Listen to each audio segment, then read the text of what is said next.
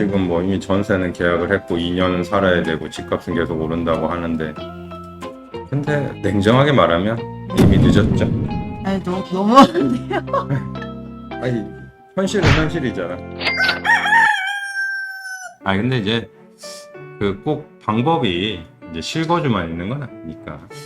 저처럼 그거 청량 버티면 허그로 들어가 버리면 국가가 지원해 줄 그쵸. 거라서 네. 갭 투자를 하면은 아, 바로 그렇지. 갚아야 돼. 그렇지. 주택을 사게 되면은 바로 갚아야 되기 때문에. 제가 거기 직접 살아야 된다고 그러더라고요.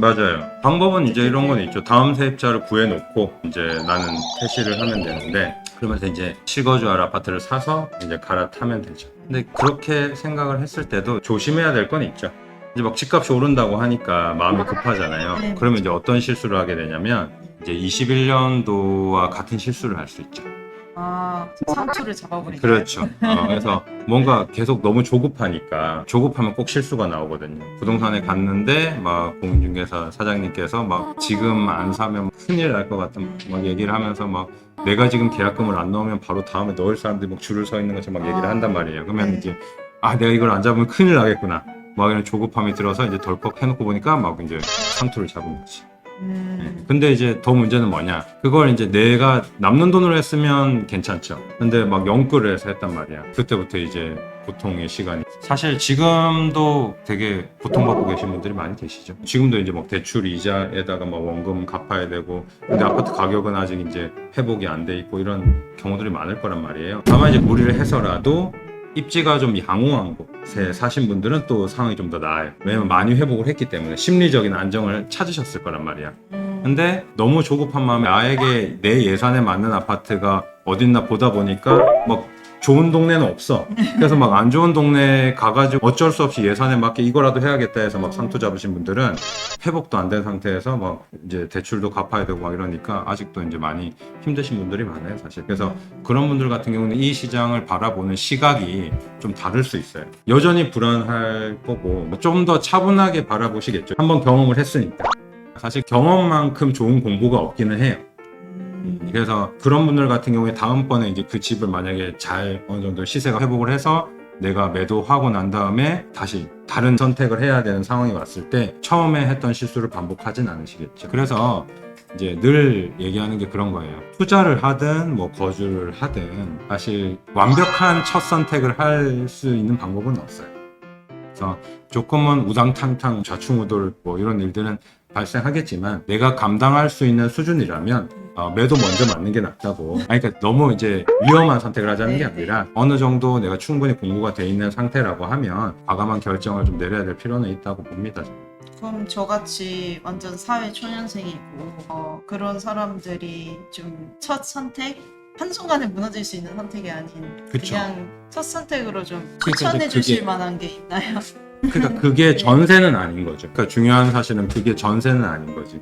왜냐면 전세는 내가 경험을 하는 게 아니잖아요. 사실 세입자 입장과 임대인 입장은 완전 180도 다른 거기 때문에 내가 투자로 물건을 산다 하더라도 임대인의 입장을 또 경험을 해볼 수가 있고 또 투자자의 입장이 또 돼볼 수가 있고 하기 때문에 지금 상황에서 뭐 병아리님 같이 어떻게 보면 한정된 예산으로 일단 전세라는 결정을 내린 거잖아요. 그렇죠. 그러면 이제 2년은 이제 이 상황을 바꾸는 이런 선택을 하기는 힘들 거란 말이에요. 그렇죠. 그만 열심히 이제 공부를 해야죠. 네, 근데 2년이 또 늦춰진 거잖아요.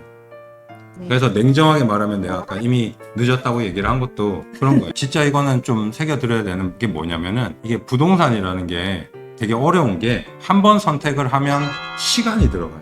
맞아요. 네, 한 번 선택을 하면 시간이 들어가요. 근데 그 시간이라는 게 계약 기간이 보통 2년이니까 연단이란 말이에요. 2년이란 말이에요. 근데 2년 지나고 나면 또 내가 그때 마음 먹었던 게 희석이 돼. 처음에 막 지금 막 공부하고 막 열 올렸던 게 살다 보면 바쁘단 말이야. 희석이 되고 이사가기도 귀찮고 2년 계약 기간 만료될 때 일이 바쁘고 하면 그냥 뭐 또 살지 하면 또 4년이 돼요. 그러니까 우리는 영원히 할 수가 없잖아. 그래서 그런 측면에서 봤을 때 나는 빨리빨리 이걸 경험을 해주는 건 되게 중요하다고 생각을 하는 거예요. 이게 성공이든 실패든 물론 너무 무책임한 거 아니냐 이렇게 얘기할 수도 있겠지만 아까도 얘기했듯이 내가 만약에 예산이 어느 정도 준비돼 있다면 전제를 하고 내가 이제 어느 정도 대출 이자를 안정적으로 상환할 수 있는 현금 흐름이 되고 안정적인 직장이 마련돼 있고 그 다음에 내가 최소한의 목돈 어느 정도 저축해둔 돈이 있고 이런 상황이라면 내 생각에는 계속 전세를 사는 것은 장기적인 나의 어떤 인생 플랜을 생각해 봤을 때 전혀 도움될 건 없다고 생각을 하는 거예요. 언젠가는 그런 꿈을 꾸고 있잖아요. 지금은 전세로 살고 있지만 나도 아파트를 사고 싶고 나중에는 뭐 임대인이 돼서 세도 놓고 싶고 이런 꿈을 꿀 거 아니에요. 근데 내가 아직 준비가 안 돼 있어서 잘 몰라서 돈이 없어서 그걸 계속 미루다 보면 나중에는 진짜 하고 싶어도 못하는 상황이 올 수도 있는 거죠. 지금 시장이 워낙 많이 이렇게 변동성이 심하기 때문에 사실 뭐 확실한 이거면 돼, 묘수 이거면 다 파회할 수 있어, 이런 필살기 이런 건 사실 없겠죠. 다만 그런 게 오히려 없기 때문에 내 생각에는 좀 빨리 접해보는 것이 중요하다. 그래야지 다음이 또 순차적으로 이어질 거다라는 얘기를 좀 하고 싶어요. 그럼 첫 공부를 뭘로 해야 돼요? 첫 공부는 가장 간단한 게 아파트죠, 사실. 아파트부터 공부하는 게 가장 간단하죠. 왜냐면 아파트는 지금 우리가 이렇게 봤지만 정보들이 다 나와 있잖아요. 정보가 많아요. 공부할 수 있는 소스가 많단 말이에요. 네. 그리고 생각보다 그렇게 어렵지 않죠. 왜냐면 내가 살고 싶은 아파트는 남들도 다 살고 싶은 거니까. 맞아요. 네. 내가 정말 뭔가 특이 성향만 아니면 되는 거지.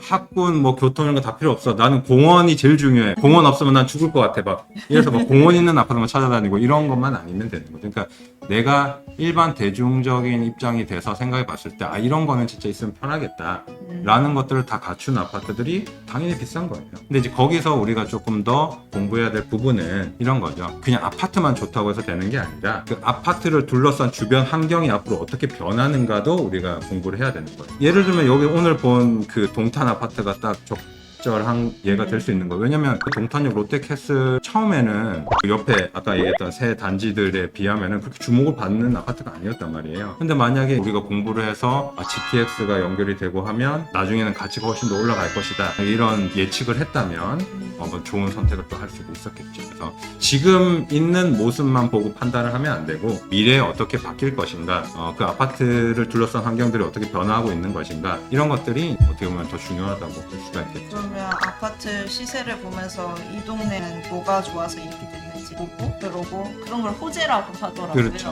호재도 한번 홈페이지에서 계속 뒤져보고 약간 그렇죠. 이렇게 그런 게 계속 해야 이제 필요한데 조금 팁을 알려주면 네.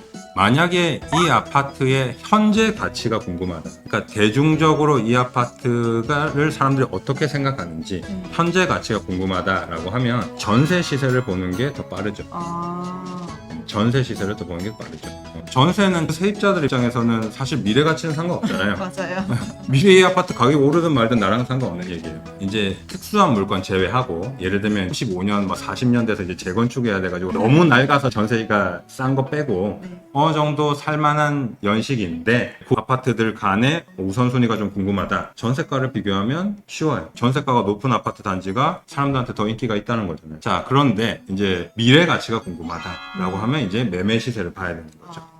자, 그래서 재건축 아파트들이 막 35년, 40년 돼도 멀쩡한 10년차, 25년차 된 아파트보다 더 비싼 경우들이 많잖아요. 미래 가치가 반영이 되어 있는 거죠. 주변에 철도가 개통이 된다든지 업무타운이 크게 들어온다든지 이런 또 호재가 있으면 당연히 아파트 값이 매매 시세에 반영이 되어 있는 것이고. 그래서 매매 시세를 볼 때는 그런 걸 이제 따지면서 좀 봐야 되고, 그냥 현재 가치만 볼 때는 전세 시세를 보는 것이 좀 더 알 수가 있겠죠. 와, 무슨 꿀팁이네요.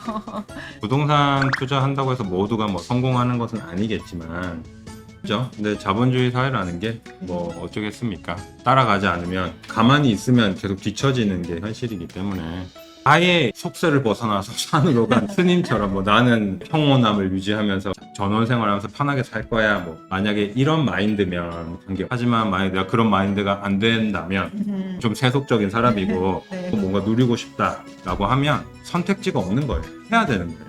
그러면은 내가 가진 걸로는 이거밖에 못하네 해서 주저앉기보다는 지금이라도 시작을 해서 내가 할 수 있는 선 안에서는 그래도 그렇죠. 최선을 그래서 저는 이제 그런 생각이 들어요.